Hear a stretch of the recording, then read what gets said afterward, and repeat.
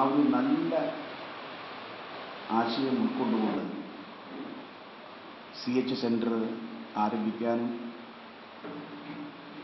തുടർന്ന് അതിന് നേതൃത്വപരമായ പങ്കുവഹിക്കാനും നല്ലൊരു സ്ഥാപനമായി കേരളത്തിൻ്റെ എല്ലാ ഭാഗത്തു നിന്നും വരുന്ന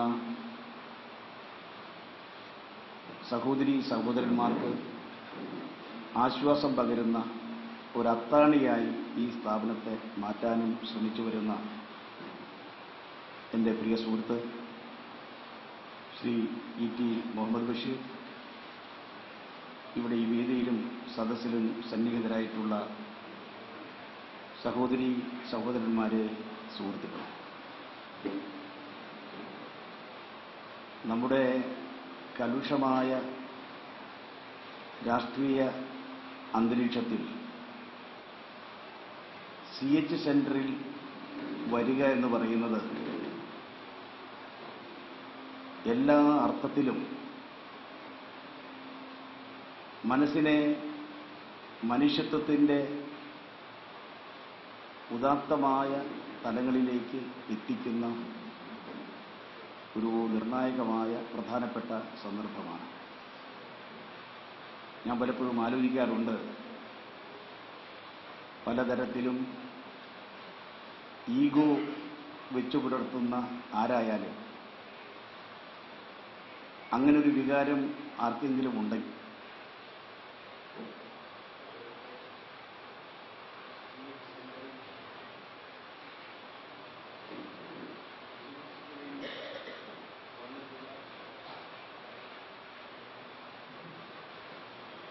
സഹോദരീ സഹോദരന്മാരെ കണ്ടാൽ, RCCയിൽ ചികിത്സയ്ക്ക് വേണ്ടി വരുന്ന സഹോദരീ സഹോദരന്മാരെ കണ്ടാൽ,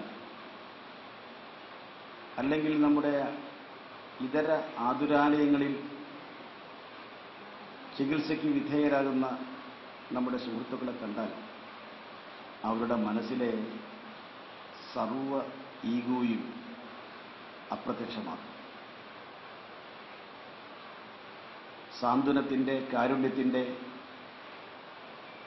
സ്പർശവുമായി CH സെൻറ്റർ വർഷങ്ങളായി പ്രവർത്തിച്ചു വരുന്നു. ആദരണീയനായ ശ്രീ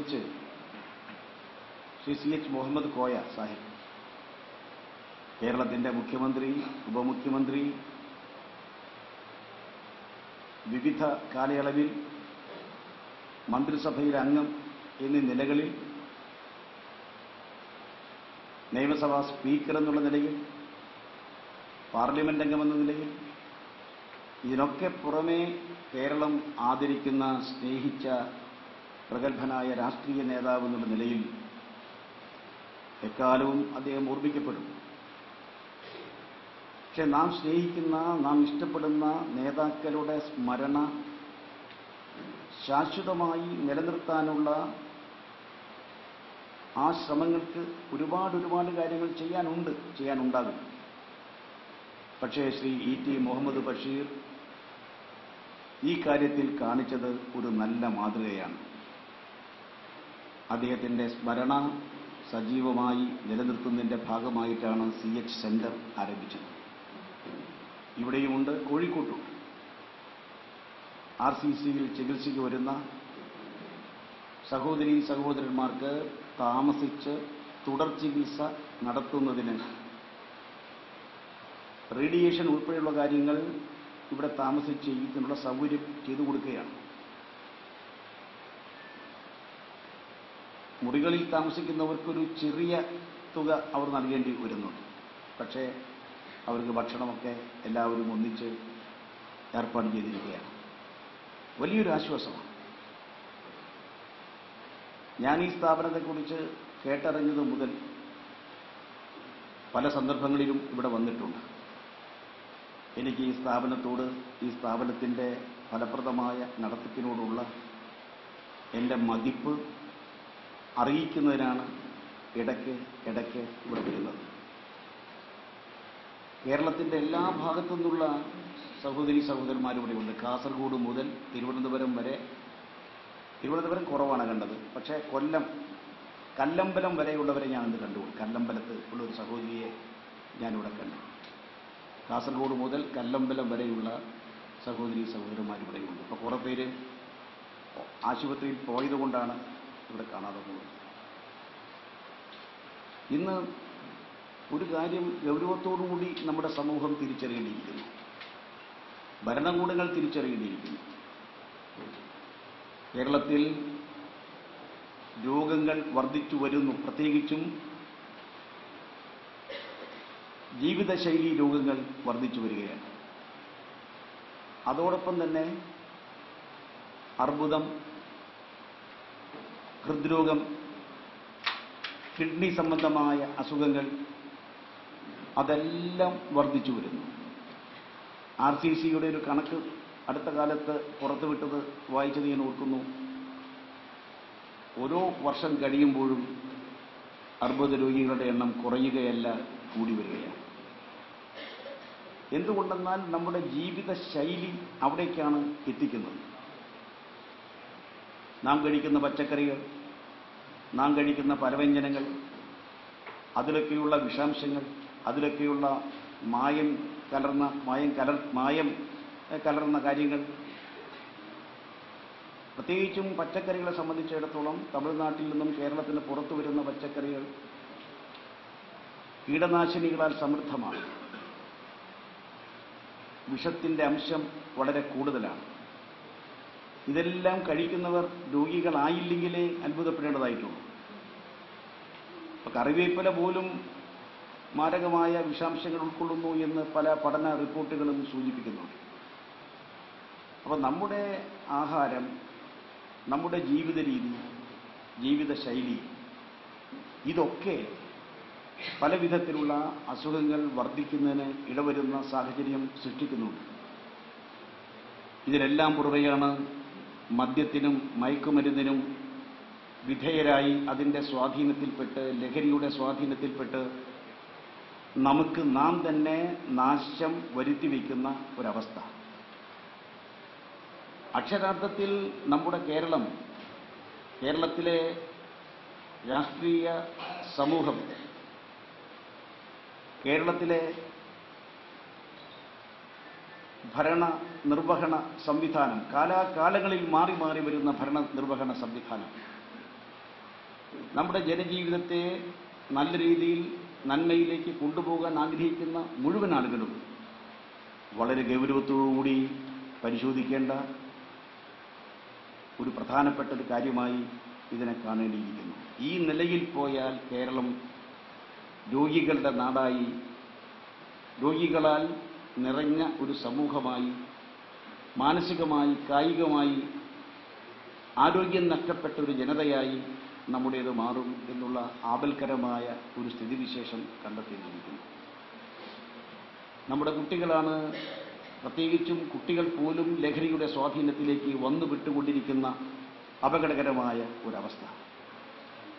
ഇതിനെ തിരിച്ചറിഞ്ഞുകൊണ്ട് സമൂഹത്തിൻ്റെ സർവ്വതലത്തിൽ നിൽക്കുന്നവരുടെയും യോജിച്ചുള്ള, ഒരുമിച്ചുള്ള ഒരു വലിയ മുന്നേറ്റം ഇവിടെ ഉണ്ടാകേണ്ടിയിരിക്കുന്നു. ലഹരി വിരുദ്ധ ഒരു മഹാപ്രസ്ഥാനം തന്നെ ലഹരിക്കെതിരെ, ലഹരിയുടെ സ്വാധീനം വർദ്ധിക്കുന്നതിനെതിരെ, ചെറുത്തു നിൽക്കുന്നതിനെതിരെ വളർന്നു വരേണ്ടിയിരിക്കുന്നു എന്ന കാര്യത്തിൽ യാതൊരു സംശയവുമില്ല. അതുണ്ടായില്ലെങ്കിൽ എത്ര ആശുപത്രികൾ വന്നാലും, എത്ര ചികിത്സാ സംവിധാനങ്ങൾ വർദ്ധിച്ചാലും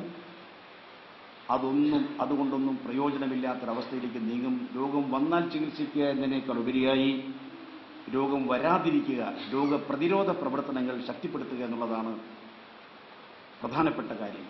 രോഗപ്രതിരോധം വരാതിരിക്കാനുള്ളൊരവസ്ഥ വന്നു കഴിഞ്ഞാൽ നിവൃത്തിയില്ല. നമുക്കറിയാം, ഇന്ന് വർദ്ധിച്ചു വരുന്ന ചികിത്സാ ചെലവ് ഒരു മുഖ്യ പ്രശ്നമാണ്.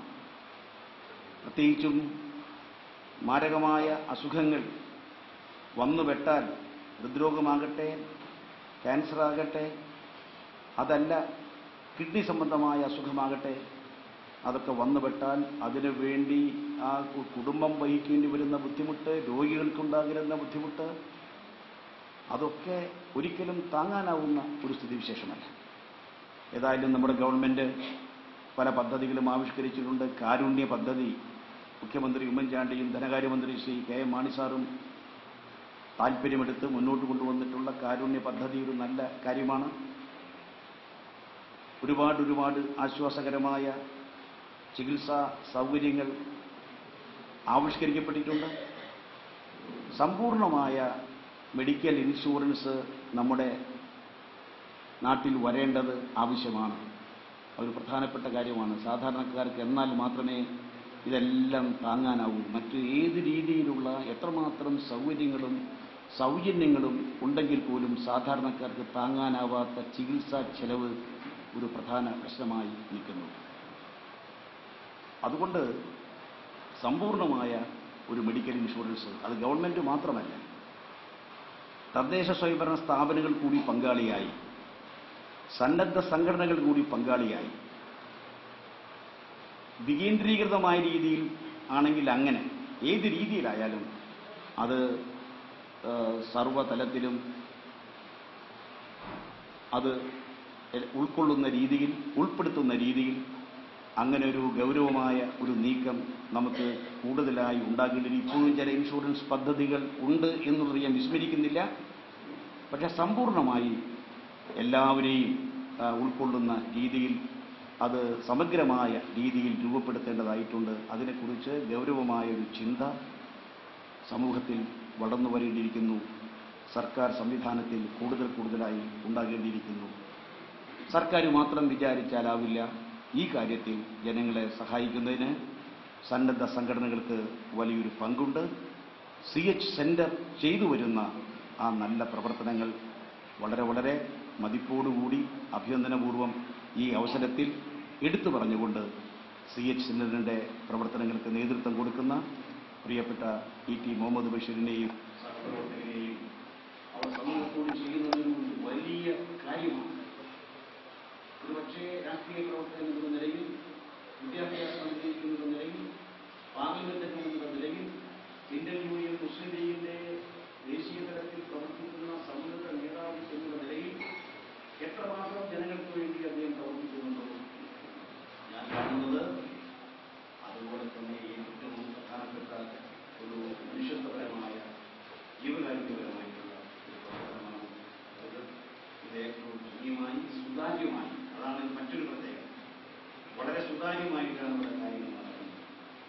വളരെ സുതാര്യമായി മുന്നോട്ട് പോകുന്ന സഹപ്രവർത്തകർക്കും എല്ലാവിധത്തിലുള്ള വിജയാശംസകൾ നേരുകയും എന്നെപ്പോലുള്ളവരുടെ പൂർണ്ണമായ പിന്തുണ ഞാൻ നിങ്ങളോടൊപ്പം ഈ കാര്യത്തിൽ എന്നുമുണ്ട് ഇവിടെ സന്നിഹിതരായിട്ടുള്ള സഹോദരന്മാർക്ക് കൂടുതൽ ആശ്വാസമുണ്ടാകട്ടെ, എല്ലാം ഭേദപ്പെടട്ടെ, ജീവിതത്തിലേക്ക് കൂടുതൽ ആരോഗ്യത്തോടുകൂടി മുന്നോട്ട് പോകാൻ സാധിക്കട്ടെ എന്ന പ്രാർത്ഥനയുമായി എല്ലാവരെയും ഞാൻ ഒന്നിച്ച് പ്രത്യേകമായി വ്യക്തിയുണ്ട്. ഞാൻ 5 മണിക്ക് മാധ്യമപ്രവർത്തകർ ഒരുപാട് പേരുണ്ട്. ദയവായി ഇന്ന് ഈ പശ്ചാത്തലത്തിൽ രാഷ്ട്രീയമായ ആ തരത്തിലുള്ള വിവാദങ്ങൾക്കോ ഒരു പ്രസക്തിയില്ല. ഇവിടെ മനുഷ്യത്വത്തിന്റെ സന്ദേശം മാത്രമാണ്, സ്നേഹത്തിന്റെ സന്ദേശം മാത്രമാണ് ഇവിടെ നിലനിൽക്കുന്നത്. പ്രത്യേകം എടുത്തു പറഞ്ഞുകൊണ്ട് എല്ലാവർക്കും നന്മകളുടെ